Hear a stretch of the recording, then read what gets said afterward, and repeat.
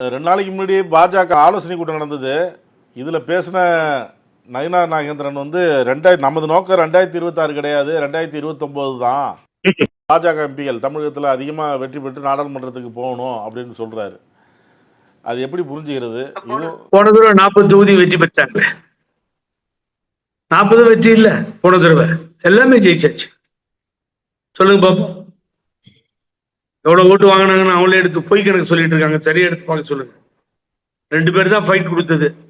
ஒன்று விஜயகாந்தனுடைய கேப்டன் விஜயகாந்த் சன்னு விஜய் பிரபாகரனும் அவரும் கேப்டனுக்காக விழுந்த ஓட்டு. அது கேப்டன் இறந்த பின்னாடி இந்த நாடாளுமன்ற தேர்தல் சார். ஏடிஎம்கே கூட்டணி இந்த இவர் சொல்றாருல 20% ஓட்டுன்னு, அந்த 20%ல ஒரு 15% கேப்டனுக்காக விழுந்திருந்தா என்ன பண்ணுவீங்க? வரப்போற தேர்தல் தானே உங்களுக்கு போய் சொல்லும். அவர் இறந்த அனுதாப அலையா இருந்தா என்ன பண்ணுவீங்க நீங்க? ஏன்னா 20% காணாம போகுது. பழனிசாமிக்கு ஓட்டு போடுறது முடிவு பண்ணிட்டா மக்கள். அப்புறம் ஏன் அந்த ஓட்டு வந்துச்சு 20% அப்படின்னா கேப்டனுக்காக விழுந்திருக்கலாம்ல. இப்ப கேப்டனுக்கு ஆப்படிக்கிறதுக்கு தயாரா இருக்கும் பொழுது கேப்டன் கட்சிக்கு ராஜ்யசபா ஏமாத்திருக்காங்க. அது அவங்க பிரச்சனை. அது எப்படியோ ஒழிட்டோம். வாங்கினா வாழ்க, வாங்கலாம் ஒழிகன்னு சொல்லிட்டு போறாங்க.